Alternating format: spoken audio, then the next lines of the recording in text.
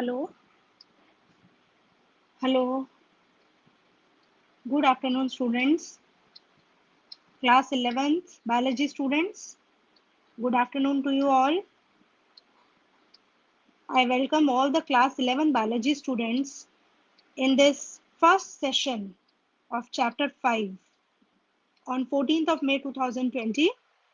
The name of the chapter is Morphology of Flowering Plants. This is the chapter 5 of your syllabus. Yes, all the biology students join in fast. I am Monica Malhotra, PGT Biology from KV Push Vihar, New Delhi. I welcome all the class 11 biology students to study chapter 5 of their syllabus, that is Morphology of Flowering Plants. This is the first session of the chapter. We are going to start with the new chapter today. Yes. Okay, so before starting the chapter, you all must know what is morphology. Yes, morphology. ये term आपने पहले भी पढ़ी है in initial chapters, first and second chapter. So what is morphology? Morphology is the traits which are shown externally by the flower. It is the external appearance of the flower. So the traits which we can observe by the external appearance of a flower, of a plant, of any organism is called morphology. So here we are going to study about the morphological features of flowering plants. Okay. So in initial classes, in junior classes also, you have studied about the plants and the parts of the plants. So just a recapitulation of what you already know, which you have already learned. This is the parts of a flower. Sorry, this is the part of a flowering plant. तो आप ये देख सकते हैं flowering plant आपने छोटी classes में भी पढ़ा है, उसके पार्ट्स आपके सामने हैं, ये सब पहचान रहे हैं आप. Every plant consists of a root system and a shoot system. Okay, so here you can see this is the root system which is beneath the ground, and here is the shoot system which is upright, which is above the ground. Okay, तो ये दो type के systems हर plant में होते हैं, root system and shoot system, और बाकी सब उसके डिफरेंट पार्ट्स दिखाए गए हैं. देखिए जो रूट सिस्टम है इसमें ये प्राइमरी रूट, सेकेंडरी रूट आपको ये रूट सिस्टम में नजर आ रही है. ठीक है, ये शूट है, it is upright, vertically upright above the ground. इस शूट में आपको देखिए क्या क्या दिखाई दे रहा है. You can see the leaves, ठीक है, which are arising from the branch. Okay, this is the branch from where the leaves are arising. ठीक है, and here you can see there is a bud, flower bud, floral bud कहते हैं जिसको. ये देखो floral buds का पूरा group है. ठीक है, they develop into a flower, right? Now these flowers, they undergo fertilization and they give rise to fruits. So these are the fruits. ये इसी flower से बने हैं fruits. ठीक है, then आपको दिख रहा है कि जहां से ये स्टेम के जिस रीजन से ब्रांच या लीफ अराइज करता है, ये रीजन, इसे क्या बोलते हैं? Node. This is called node. Okay, this is one node, this is another node, this is another node, this is again another node, this is also a node. Okay, so between any two nodes, between any two successive nodes, the region which is between any two successive nodes is called internode. इसे internode कहते हैं. दो nodes के बीच का जो distance है, उसके बीच की जगह है जो, वो कहलाती है इंटरनोड. ओके, अब आप ये देख सकते हैं यहाँ पर एक बर्ड अराइज हो रही है. ठीक है, ये मेन स्टेम है और ये उसकी ब्रांच है. ठीक है, स्टेम और ब्रांच के यहाँ एंगल बनता है एक. ठीक है, इस एंगल से एक बर्ड अराइज हो रही है. इसे क्या बोलते हैं? ये एक स्पेशल टाइप की बर्ड है. According to the position it is called axial bud. This is axial bud. Okay, और ये जो बिल्कुल टर्मिनल लोकेशन पे अराइज हुई है बर्ड, इसे बोलते हैं टर्मिनल बर्ड. तो ये एक्सियल बर्ड और ये terminal bud. Bird can be classified in two types on the basis of its position. This is axial position, so axillary bird. ठीक है, this is terminal position, so terminal bird. So I hope you have gathered the concepts, the basic concepts of a flowering plant, the root system and the shoot system. Okay, you all know when a seed germinates, जब एक seed germinate करता है तो उसमें से दो thread जैसे structure दिखाई देते हैं, दो थ्रेड जैसे स्ट्रक्चर निकलते हैं, ठीक है। One structure which goes beneath the ground, below the ground is called radicle, and the thread-like structure which turns vertically upwards above the ground is called plumule. Okay, तो जो रेडिकल है वो root system को generate करता है और plumule shoot system को generate करता है। ये सब आप छोटी क्लासेस में पढ़ चुके हैं। I am just helping you to revise those concepts. Okay, after this we come to the detail of root system. अब हम रूट सिस्टम को डिटेल में पढ़ेंगे। अब ये जो रूट सिस्टम हम पढ़ रहे हैं इसमें आप देख सकते हैं क्या क्या है। Yes, you can see in most of the dicotyledonous plants the direct elongation of the radicle leads to the formation of primary root which grows inside the soil. मैंने आपको बोला जब एक सीड जर्मिनेट होता है तो उसमें से एक रेडिकल निकलता है जो ग्राउंड के नीचे चला जाता है, प्ल्यूम्यूल निकलता है जो ग्राउंड से ऊपर चला जाता है, ठीक है। तो अभी आप देख सकते हैं कि जो रेडिकल है वो जमीन से नीचे जाके क्या बनाता है, रेडिकल बनाता है ये primary root. Radicle forms the primary root of a plant, ठीक है। And this root is only found in dicot plants, dicotyledonous plants. अब पहले तो हम यही जान ले कि डाइकोटिलेडोनस प्लांट्स क्या होते हैं। आपको पता है प्लांट्स को हम उनके कोटिलेडन्स के बेस पर दो टाइप्स में बांट सकते हैं। एक टाइप है डाइकोटिलेडोनस प्लांट्स और दूसरा टाइप है monocotyledonous plants. Okay, dicots and monocots, right. अब जिनके सीड्स में दो कोटिलेडन्स होते हैं वो डाइकॉट सीड्स हो गए और उन सीड से डाइकॉट प्लांट्स बनेंगे। जिन सीड्स में एक ही कोटिलेडन होता है वो मोनोकॉट सीड हो गया और उसमें उसको मोनोकोटिलेडनस प्लांट कहेंगे। अब आप पूछेंगे भाई ये कोटिलेडन क्या होता है। Okay, cotyledon is a leaf like appendage which stores the nourishment in it, ठीक है। एक लीफी अपेंडेज होती है जो सीड को एनवेलप करती है और ये न्यूट्रिशनल फूड को, न्यूट्रिशन को अपने अंदर स्टोर करती है, राइट। और सीड में जो एम्ब्रियो है उसको नरिशमेंट प्रोवाइड करती है, राइट। ओके, तो अब आप जब ये जर्मिनेट करते हैं सीड्स तो इनको इनिशियल नरिशमेंट जो है वो कहाँ से मिलती है, कोटिलेडन से मिलती है, राइट। तो अब देखिए डाइकॉट प्लांट्स में दो कोटिलेडन्स हैं और मोनोकॉट प्लांट्स में एक ही कोटिलेडन होता है। एग्जाम्पल के तौर पे बता दूं, डाइकॉट प्लांट में क्या आएंगे, sunflower, then mustard, groundnut, pea, gram, ठीक है, all the pulses, they all are dicotyledonous plants, right. Monocot plant में क्या आते हैं, मोनोकॉट प्लांट्स जितनी घास फूस होती है वो सब मोनोकॉट प्लांट्स में आती है, all the grasses, okay, about all the varieties of wheat, rice, jowar, bajra, they all are monocotyledonous plants. ये सब monocot plants होते हैं।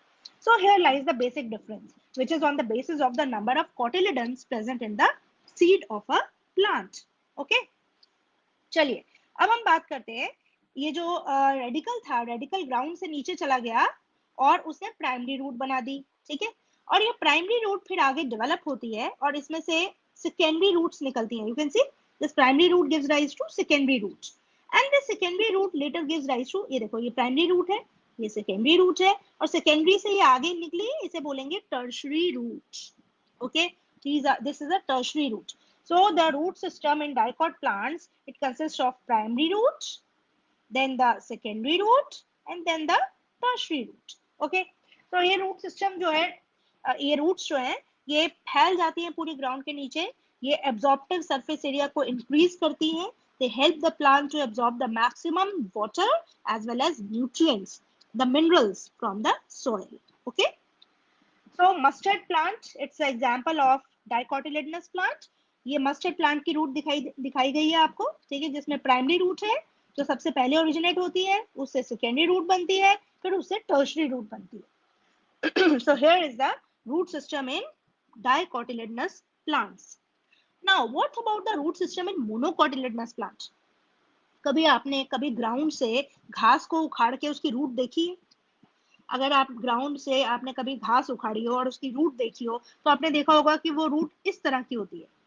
Yes, this is the root system found in monocotyledonous plants. Okay, this type of root is called fibrous root. क्या बोलते हैं इस root को, fibrous root.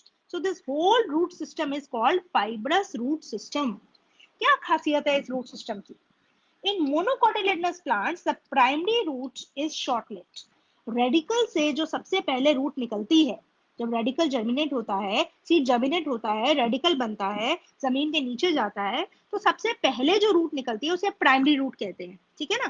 तो जो घास होती है या मोनोकॉट प्लांट्स होते हैं, उनमें प्राइमरी रूट जो है बहुत ही शॉर्ट लिव्ड होती है, okay?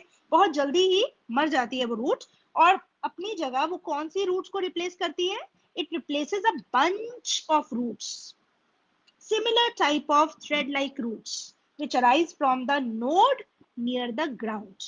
Okay, so the primary root which develop from the radical in monocot plants, it is very short-lived and it is very soon replaced by a large number of similar-sized roots arising from a common point. ये common point कौन सा है? ये common point है from the base of the stem. Stem के base से पूरा bunch निकलता है रूट्स का, और वो ग्राउंड के नीचे फैल जाता है, एब्जॉर्प्टिव सरफेस एरिया को बढ़ाता है, पानी को और मिनरल्स को एब्जॉर्ब करने में प्लांट को हेल्प करता है, ठीक है? So this type of root system is called fibrous root system. It is found in wheat, rice, jowar, bajra और and all the grasses. So this all the grasses they have fibrous root system. समझ में आ गया आपको ये? चलिए अब इसके बाद हम चलते हैं आगे रूट सिस्टम में एडवेंटिशियस रूट्स. तो अभी तक मैंने आपको बताया, हमने दो प्रकार की रूट्स पढ़ी. सबसे पहले हमने पढ़ा yes which root system? Tap root system which is found in dicotyledonous plants. Then we studied about the fibrous root system which is there in monocotyledonous plants. Now there is another type of root system called adventitious root system. Now adventitious root system ये किसी भी एक type के plants में नहीं पाया जाता. ऐसा नहीं कह सकते ये मोनोकॉट्स में होता है कि डाइकॉट्स में होता है. ये सभी प्लांट्स में, किसी भी प्लांट में मोनोकॉट या डाइकॉट में पाया जा सकता है. तो एडवेंटिशियस रूट्स होती क्या है? ध्यान से सुनिए. एडवेंटिशियस रूट्स वो होती हैं जो कोई एडेड एडवांटेज प्रोवाइड करती है. उनके नाम से क्या पता चलता है? Adventitious roots. They provide some added advantage to the plant. कैसे? देखिए, ये वो रूट्स है जो रेडिकल से अराइज नहीं होती. हमने अभी तक जो टैप रूट और फाइब्रस रूट पढ़ी, they arise from the radicle, okay? But these adventitious roots they do not arise from the radicle, and instead of arising from the radical, they arise from any other plant, any other part of the plant. Plant के किसी भी part से arise हो सकती हैं, बस radical से arise नहीं होती. उन्हें हम बोलते हैं adventitious roots. In some plants like grasses. अब grasses क्या है? ये तो है monocots. Banyan tree क्या है? It's a dicot, है ना? तो grasses, monstera plant, banyan tree, इन सभी में जो roots होती हैं, they arise from the parts of the plant other than the radicle, and such roots are called adventitious roots. These roots have specialized purpose in the plants in which they arise. Okay? For example, यहाँ first example grass है. Grass सबसे common example है, तो मैं आपको grass के ही example लेकर उसका डायग्राम दिखाना चाहती हूँ. ये देखिए, this is the diagram of a, this is the picture of a grass. आपको पता है ग्रास जो है, इट रन्स, ठीक है? वो फैलती है, पूरी स्प्रेड होती है बहुत जल्दी ग्राउंड में, ठीक है? तो आप ये देख सकते हैं, दिस इज द रनर. जो रन करता है, जो एक पॉइंट से अगले पॉइंट तक बड़ी तेजी से फैल जाता है प्लांट, उसको रनर कहते हैं. आगे हम पढ़ेंगे इसके बारे में, ठीक है? लॉन में लगाने वाली ग्रास का ये मैंने एग्जाम्पल दिखाया है. It is under the category runner, ठीक है? आप ये देख सकते हो यहाँ पर, ये इसका ये नोड है, ठीक है? ये एक नोड है, यहाँ से ये इंटरनोडल डिस्टेंस निकला, ठीक है? दूसरी नोड है, राइट?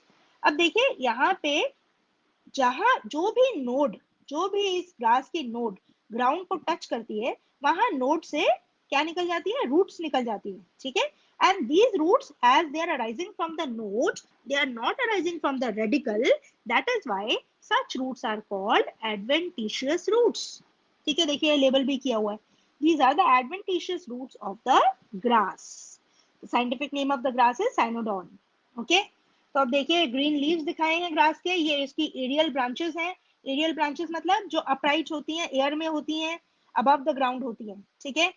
और ये उसकी नोड है एक ग्रास की, ये दूसरी नोड है, और बीच में डिस्टेंस हुआ इंटरनोड. ओके? तो ये इंटरनोड के थ्रू रन करती है, ये आगे आगे फैलती है ग्राउंड में.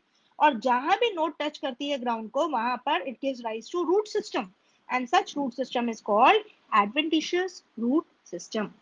हम और भी बहुत टाइप के एडवेंटिशियस रूट्स के बारे में आगे पढ़ेंगे, prop roots, tilt roots, different adventitious roots are there which we will study in detail ahead. Okay, now we move on to the next topic. I hope adventitious roots are clear to you.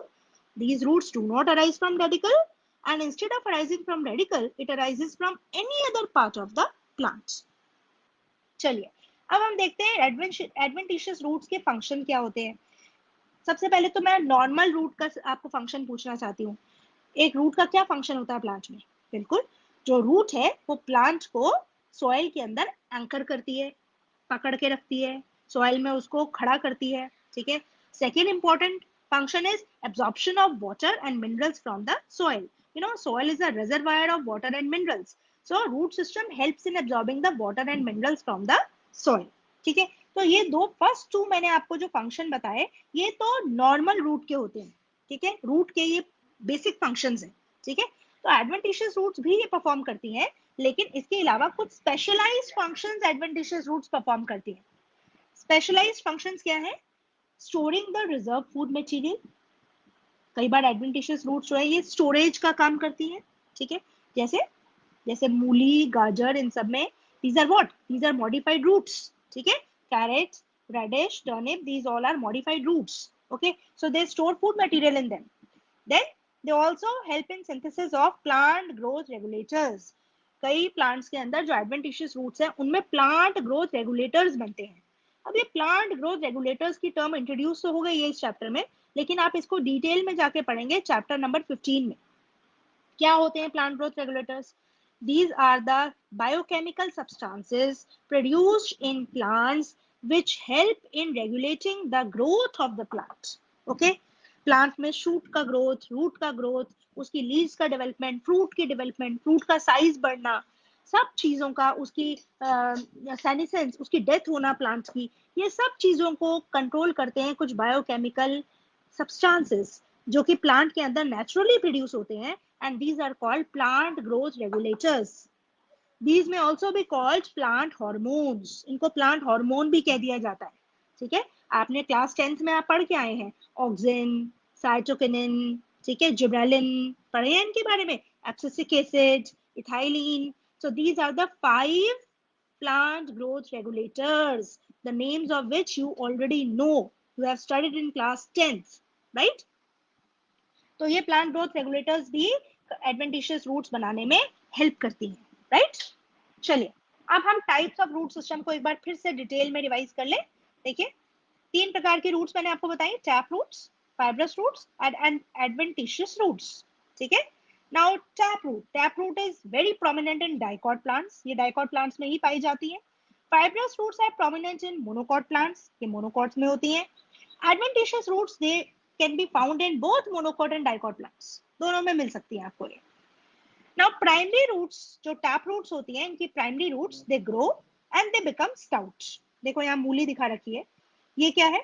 This is radish, ये आप देख सकते हैं, इसका ये primary root है, this is primary root and this is modified to store food in it. ठीक है, अपने अंदर फूड को स्टोर करती है। तो जो radish है it's a tap root, right? इसमें से सेकेंडरी रूट्स और टर्शियरी रूट्स निकल रही हैं, तो primary root gives rise to secondary and tertiary roots. ठीक है, अदरवाइज आल्सो आपने मैंने मस्टर्ड भी दिखाया आपको, मस्टर्ड की रूट वो भी प्राइमरी रूट और आगे सेकेंडरी और टर्शियरी को जनरेट कर रही है। तो जितने भी डाइकॉट रूट्स होती हैं they are developed into primary, secondary and tertiary root system. Okay, now fibrous roots, these fibrous roots develop from the lower node. ये देखिए ये बेस ऑफ द स्टेम है, स्टेम में लास्ट नोड है ये, और यहाँ से पूरा बंच रूट्स का निकल गया है, इसे क्या बोलते हैं? Fibrous roots. ठीक है, they are almost similar in length and diameter, इनका लेंथ और डायमीटर सेम होता है, जबकि यहाँ टैप रूट में क्या है, जो प्राइमरी रूट की लेंथ है वो मैक्सिमम होगी, इसका डायमीटर भी मैक्सिमम होगा, सेकेंडरी का उससे कम होगा, टर्शियरी का उससे कम होगा, है ना? तो इस तरह से है। लेकिन फाइब्रस रूट में जितनी भी रूट्स हैं बंच में निकली हुई, उन सभी की लेंथ और डायमीटर सेम होता है, राइट? चलिए एडवेंटिशियस रूट की बात करें। They develop from organs of the shoot system, shoot system के किसी भी ऑर्गन से निकल जाती हैं ये। ठीक है, need not arise from radical, ये रेडिकल से अराइज नहीं करती, ठीक है। इसीलिए ये स्पेशलाइज एडवांटेज के लिए होती है, प्लांट के अंदर कोई स्पेशलाइज फंक्शन करती है, इसीलिए इनका नाम एडवेंटिशियस रूट्स होता है, ठीक है। यहाँ देखिए पुदीने में दिखा रखी है, मिंट, मिंट में भी ऐसे ही है, ये इंटरनोडल डिस्टेंस है और नोड से यहाँ से एडवेंटिशियस रूट निकल रही है, ठीक है। So these are the examples. तो I hope now the 3 types of root systems are crystal clear to you.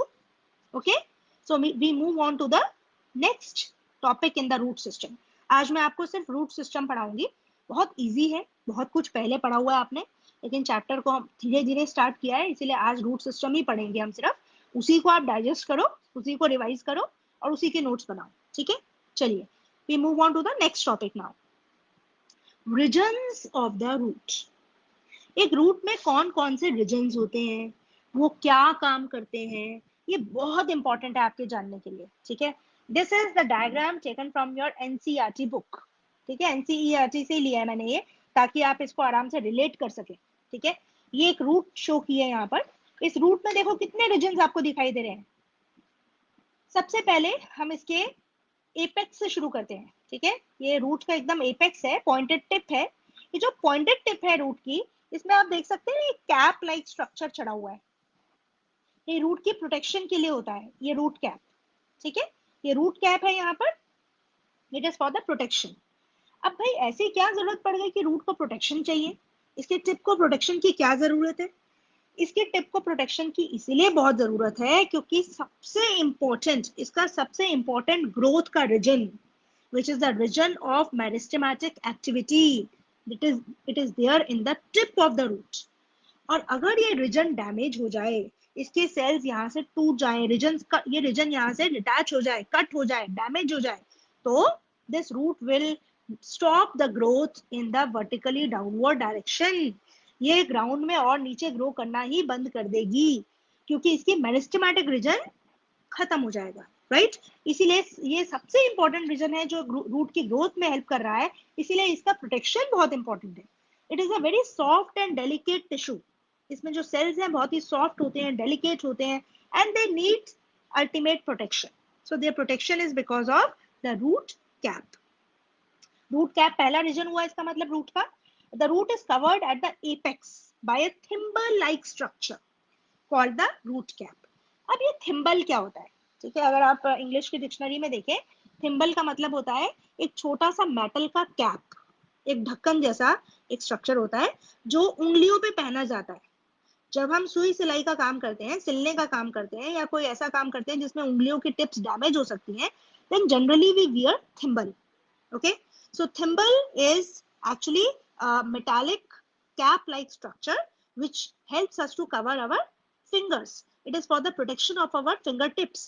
Similarly, the root tip also needs protection. So the root tip is covered by a thimble like structure which is called root cap। इसे root cap कहते हैं, ठीक है। ये protect करती है tender apex को, tender मतलब बहुत ही सॉफ्ट है, ठीक है। It is prone to damage, so it protects the tender apex of the root as it makes its way through the soil. देखिए सॉइल में जब रूट नीचे की तरफ उगती है तो उसको फ्रिक्शन का सामना करना पड़ता है। द इनिशियल जो बिल्कुल एंटीरियर रीजन पे मेरिस्टेमेटिक सेल्स हैं, when they go deep in the soil they undergo friction, they face friction from the soil particles. उनको सॉइल पार्टिकल्स के बीच में कैपिलरी बनाते हुए नीचे की तरफ जाना पड़ता है। इस बीच बहुत चांसेस हैं कि वो डैमेज हो जाए सेल्स और वो आगे मेरिस्टेमेटिक ग्रोथ कर ही ना पाए, इसीलिए उन सेल्स की प्रोटेक्शन के लिए रूट कैप की जरूरत है। ओके, बार बार मैं आपको मेरिस्टेमेटिक ग्रोथ, मेरिस्टेम ये टर्म्स यूज कर रही हूँ। So first of all I must tell you what is a meristem. वैसे तो आपने 10th में पढ़ा है, मेरिस्टेमेटिक टिश्यू आपने पढ़ा है कि प्लांट में टिश्यूज दो प्रकार के होते हैं, meristematic tissue and permanent tissue, ठीक है। बट मैं फिर से एक बार आपको रिवाइज करा देती हूँ क्या होता है meristematic tissue. The tissue in the plants which keeps growing throughout throughout the lifespan of the plant। ऐसा टिश्यू जो प्लांट की पूरी लाइफ में जब तक प्लांट जिंदा है वो ग्रो करता ही रहता है, डिवाइड करता ही रहता है। It is ever dividing tissue, ठीक है, that is called meristematic tissue, ठीक है। तो meristematic tissue is the one which keeps on dividing throughout the lifetime of the plant. और ये जो मेरिस्टेमेटिक टिश्यू होता है इसके cells they have variety of sizes, variety of shapes, ये फिक्स्ड शेप नहीं है इनकी, कोई फिक्स्ड फंक्शन नहीं है इनका, कोई, they are not differentiated. Fixed function नहीं है इससे मेरा मतलब है दे आर नॉट डिफरेंशिएटेड। इनको कोई एक पर्टिकुलर काम अलॉट नहीं किया गया है। जैसे जो सेल्स लीफ का पार्ट बन जाते हैं वो फिर लीफ का फंक्शन परफॉर्म करते हैं, जो सेल्स रूट का पार्ट बन जाते हैं वो रूट का फंक्शन परफॉर्म करते हैं। The cells which are a part of flower they do the functions of a flower. So every cell becomes committed to perform a particular function at some point of the life cycle of the plant. So when a cell becomes committed to perform a particular function, then we say the cell is now differentiated. Cell differentiate हो गया है, उसका size fix हो गया है, उसका structure fix हो गया है, शेप फिक्स हो गई है, और साथ ही साथ उसका फंक्शन भी फिक्स हो गया है। ठीक है, तो जब तक फंक्शन फिक्स नहीं होता किसी सेल का, तो कहते हैं हम कि वो सेल अनडिफरेंशिएटेड नेचर का है। ठीक है, और मेरिस्टेमेटिक सेल्स जितने भी होते हैं ये अनडिफरेंशिएटेड नेचर के होते हैं। they do not have a fixed function, they just have to keep dividing and they give rise to permanent tissue। ठीक है, वो डिवाइड करके परमानेंट टिश्यू बनाते हैं। परमानेंट टिश्यू क्या होता है भाई? परमानेंट टिश्यू वो होता है जो अपने फंक्शन में फिक्स हो गया है, जिसको एक फिक्स फंक्शन अलॉट कर दिया गया है। जैसे आपने परमानेंट टिश्यू पढ़े हैं, सिंपल और कॉम्प्लेक्स टाइप होते हैं, है ना? ये सब चैप्टर में आगे आएगा, ये आपने 10th में पढ़ा हुआ है, सब कुछ सब पढ़ के आए, 10th में नहीं 9th में पढ़ा हुआ है आपने ये, राइट? क्लास 9th में पढ़ के आए हैं आप। तो आपको जस्ट बता दूं परमानेंट टिश्यू क्या होता है। Parenchyma, collenchyma, sclerenchyma, xylem, phloem, ये सब परमानेंट टिश्यू है।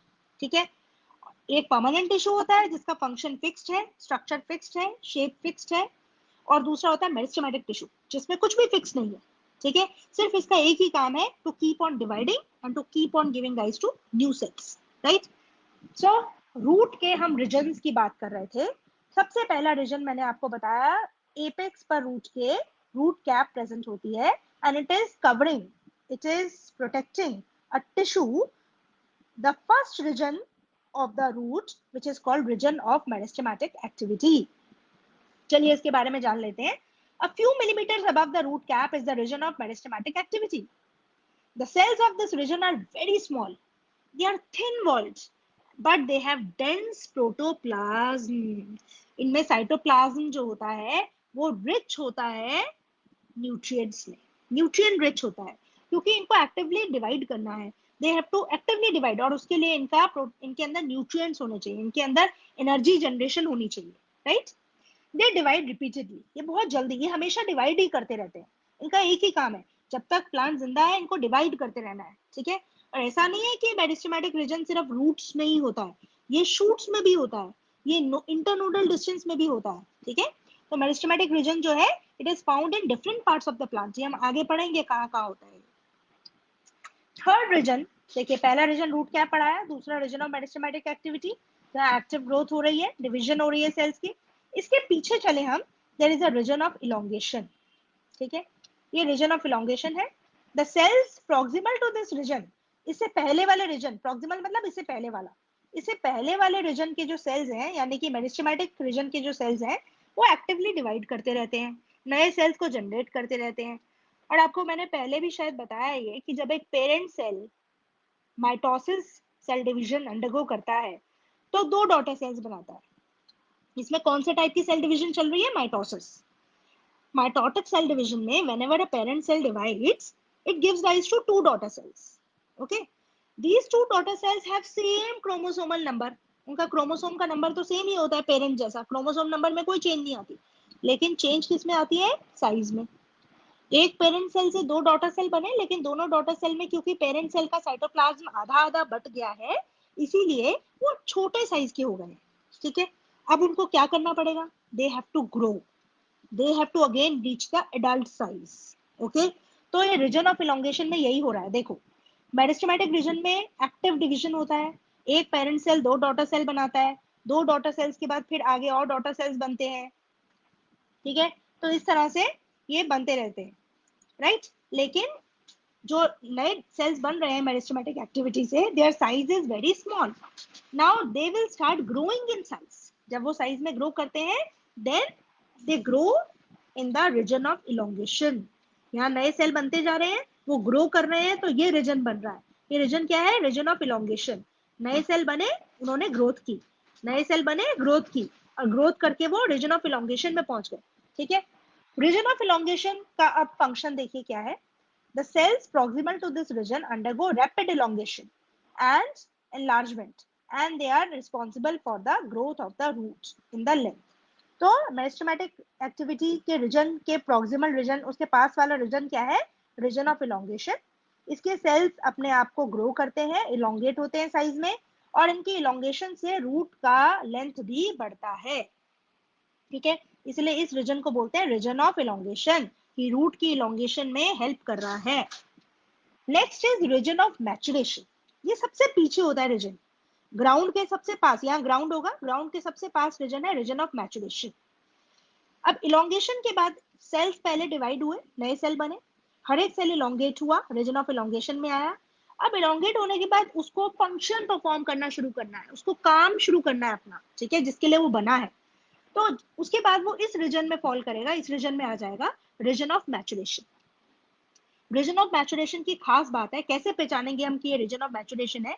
Region of maturation has got root hair. आप देख रहे हैं इसके ऊपर कितने सारे रूट हेयर हैं। These are thread like structures which arise from the roots, ठीक है, and these are called root hair. Their function is to increase the absorptive surface area. ये सरफेस एरिया को इतना बढ़ा देते हैं रूट के, ताकि मैक्सिमम सॉइल सरफेस से रूट्स जो है पानी और मिनरल्स को एब्जॉर्ब कर सके। ओके, और प्लांट को वाटर और मिनरल्स एक्टिवली मिल सके। Right, now region of maturation, इसकी हम डिटेल पे आ जाते हैं। इस रीजन की बात करें हम, the cells of this elongation zone, ये elongation की जो zone है, gradually these cells differentiate and mature. ठीक है, जब ये cells differentiate हो जाएंगे, mature हो जाएंगे, then they will form region of maturation. Now I have already told you what is the process of differentiation. Differentiation का मतलब होता है when a cell is assigned a particular function to perform throughout its life. किसी cell को एक particular function assign कर दिया गया जो उसे पूरी लाइफ स्पैन में अपने निभाना है। Right, when a cell becomes committed to perform a particular function, then the cell is said to be differentiated.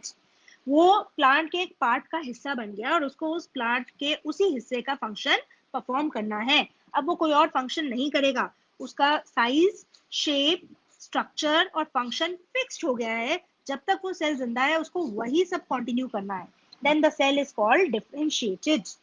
ठीक है, तो रीजन ऑफ मैचुरेशन में जितने भी सेल्स हैं वो डिफरेंशिएट हो गए हैं, अब उनको रूट्स का फंक्शन परफॉर्म करना है।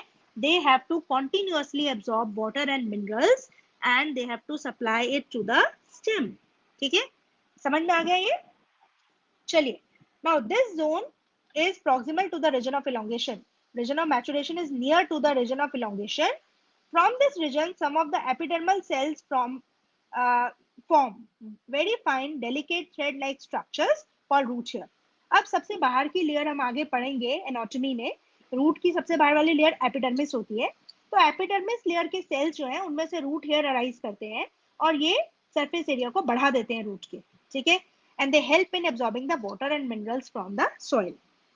तो अब आपको चारों रीजन समझ में आ गए। सबसे पहला रूट कैप है, only for protection, protection of region of meristematic activity.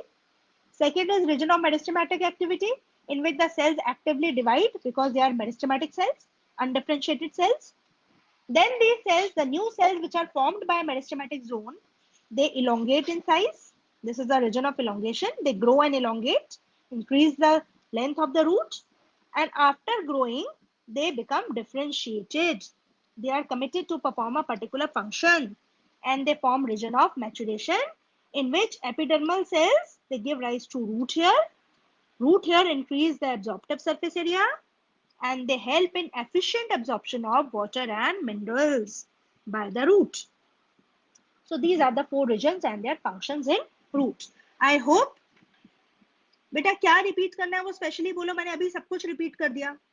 Guddu Yadav, कोई कौन सा पर्टिकुलर पॉइंट आप रिवाइज करना चाहते हो? मैंने अभी सारा का सारा टॉपिक फिर से बता दिया, अभी भी कुछ डाउट है? चलिए, now we come to modifications of root. Root किस तरह से मॉडिफाइड है? ओके, रूट्स जो है कुछ प्लांट्स में, they change their shape and structure and they become modified to perform particular functions. ठीक है, Now these functions are the functions apart from absorption and conduction of water and minerals. Roots का normal function क्या है? Absorb करना water और mineral को और उसको कंडक्ट करना शूट सिस्टम की तरफ। और दूसरा इंपॉर्टेंट फंक्शन क्या है? Anchorage of the plant in the soil. ये दो तो रेगुलर फंक्शंस है। इसके अलावा in some plants the root change their shape and structure and perform some modified specialised functions in those plants. ठीक है, ये मॉडिफिकेशंस जो रूट में है ये किन फंक्शंस के लिए होती हैं?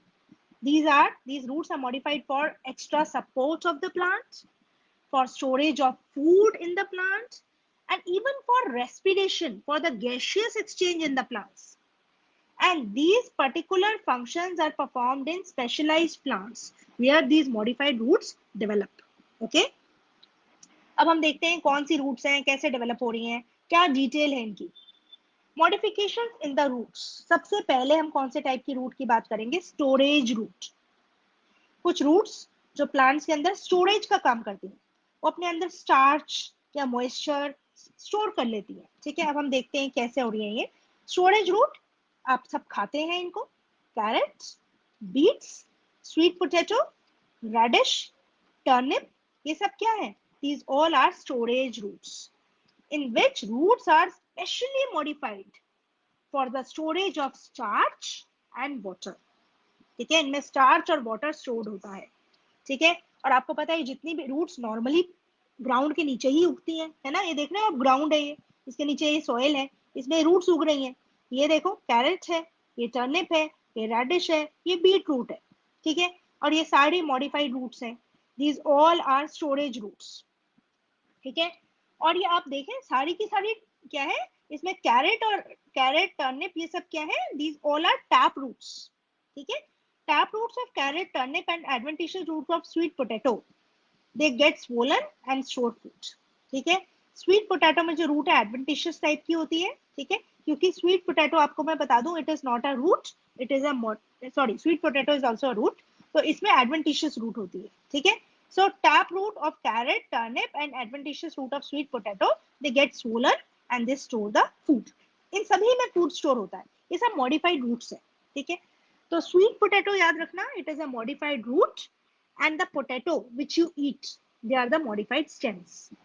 ये डिफरेंस है, स्वीट पोटैटो रूट होता है और पोटैटो जो आप खाते हो आलू, that is modified stem, that is a stem. Okay, उनके बारे में हम आगे पढ़ेंगे। कुछ और मॉडिफिकेशंस की बात कर रहे हैं रूट में। क्रॉप रूट, सबने देखा होगा बैनियन ट्री। ठीक है, तो ये बैनियन ट्री है, आपको मालूम है बैनियन ट्री में जो लोअर ब्रांचेस होती हैं उनमें से ये पिलर लाइक स्ट्रक्चर्स बन जाते हैं, ऐसे थ्रेड लाइक स्ट्रक्चर्स नीचे की तरफ जाते हैं, दीज आर एरियल रूट्स। ठीक है, ये देखो ये लोअर ब्रांचेस हैं।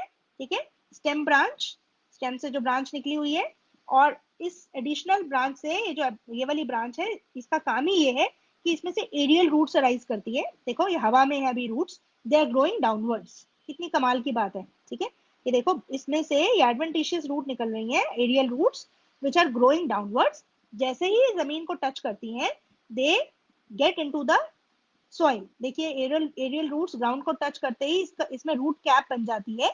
ठीक है, and they form very strong pillar, collection of aerial roots, they form strong pillars and they provide additional support to this voluminous banyan tree.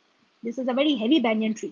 इसकी जो अपनी रूट्स हैं वो इसके वेट को सपोर्ट करने में, इसको न्यूट्रिशन देने में, वाटर और मिनरल्स देने में अब इतनी सपोर्टिव नहीं रही हैं, सफिशिएंट नहीं रही हैं, इसीलिए एक्स्ट्रा सपोर्ट के लिए इसको ये एडवेंटिशियस रूट्स की जरूरत है, प्रॉप रूट्स की जरूरत है। ठीक है, so prop roots grow down from the branches and on reaching the ground they fix themselves to the soil.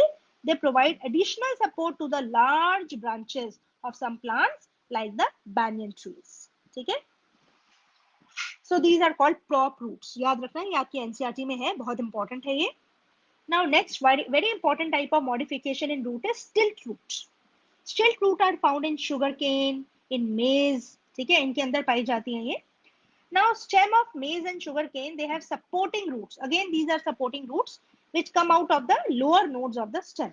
ठीक है, आपको पता है ज्यादातर जो मेज शुगर के इन सब प्लांट्स हैं ये एक्वाटिक मीडियम में पाए जाते हैं। ठीक है, ये ज्यादातर पानी रिवर पॉन्ड्स के पास होते हैं। ठीक है, और वहां पे जो ग्राउंड है इतनी सॉलिड नहीं होती, तो इसीलिए इनकी रूट्स को एक्स्ट्रा सपोर्ट की जरूरत पड़ती है, so that the stem may not fall.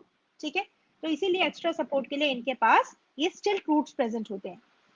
Now stems of मेज and sugarcane, they have supporting roots coming out of the lower nodes of the stem। ये देखिए, ये स्टेम है, ये इसकी नोड है। ठीक है, आप ये एक और नोड है। ठीक है, ये जो नोड है यहाँ से ये एरियल रूट्स निकल रही हैं।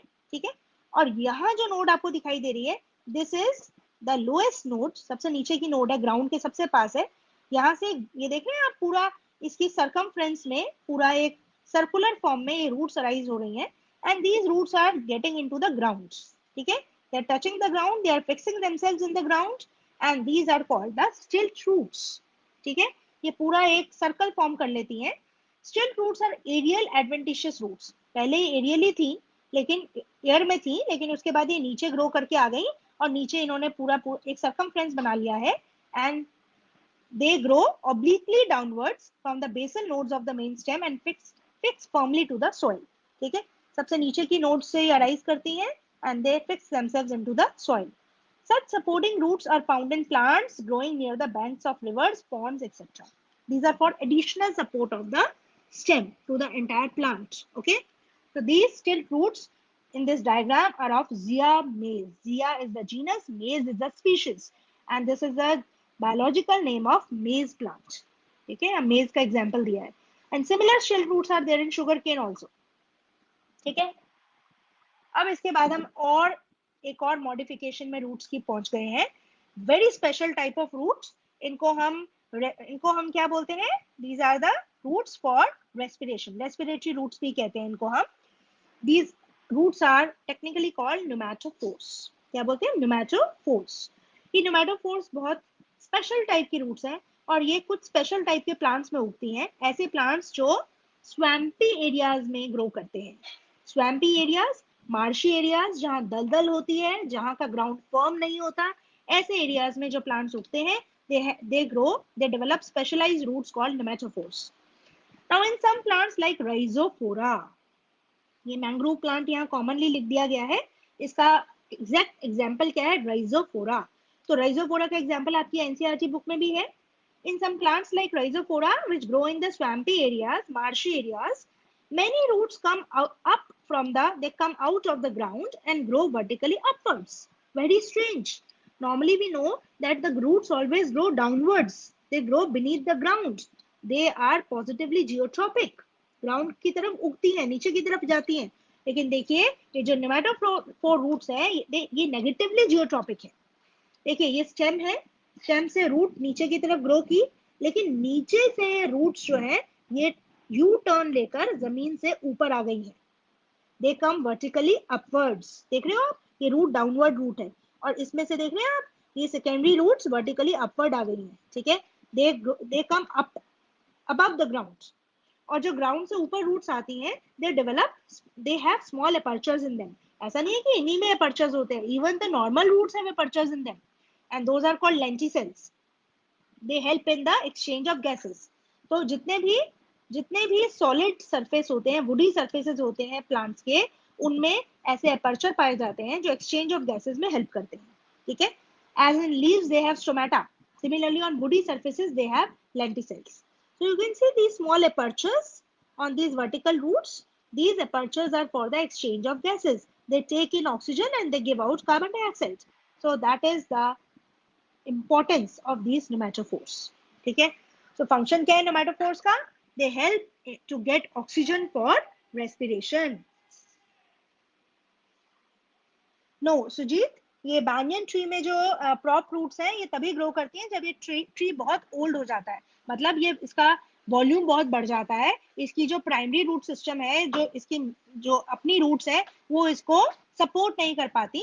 ठीक है, वीक होने लगती हैं, तो उसको एडिशनल सपोर्ट देने के लिए these prop roots develop in the banyan tree. ठीक है, okay.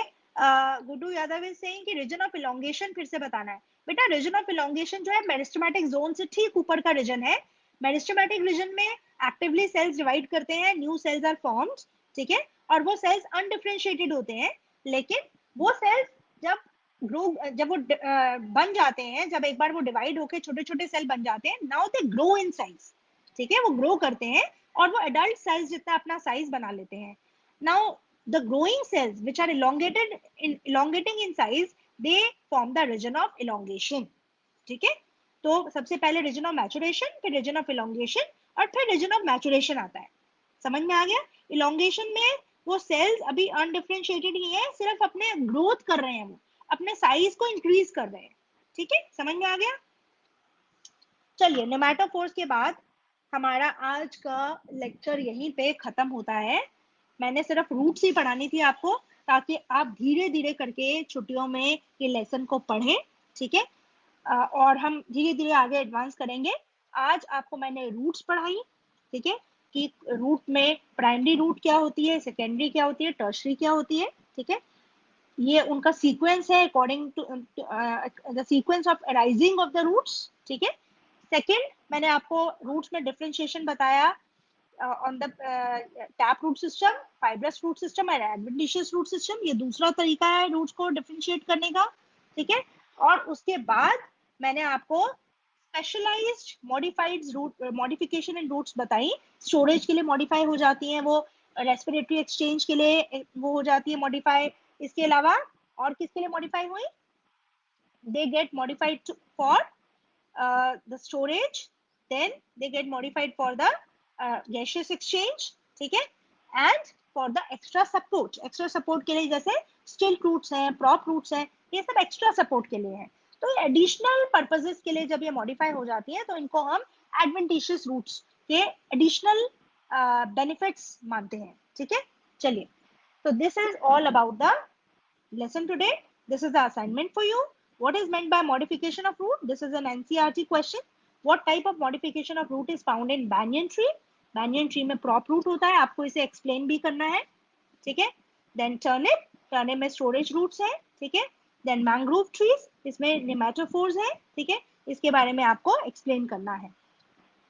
What are the different regions of the root? मैंने explain कर दिए चारों region. उनका function बताना है आपको region का, और diagram भी बनाना है. So this is a 5-mark question.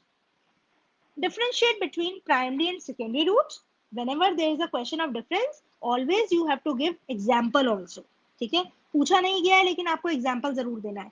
कहीं पे भी आपको पूछा गया है, यहाँ पे आपको explain करना है, यहाँ आपको example देना है. ठीक है, मैंग्रोव ट्री पूछा है तो यहाँ आपको example जरूर देना है. ठीक है, जहां कहीं जगह बनती है आपको example जरूर देना है. ठीक है, tap root and fibrous root system में डिफरेंस, यहाँ पे भी आपको एग्जाम्पल देना है. ठीक है, सो ये सभी क्वेश्चंस को आज आप असाइनमेंट करिए. छुट्टियों में भी अपने असाइनमेंट के साथ रेगुलर रहिए. छोटा छोटा पोर्शन जो मैं पढ़ा रही हूँ उसको अगर आप उसी दिन पढ़ लेंगे तो आप अगले दिन मुझसे डाउट पूछ पाएंगे. ठीक है, okay, so that's all for the today's session. Have a nice day. Thank you.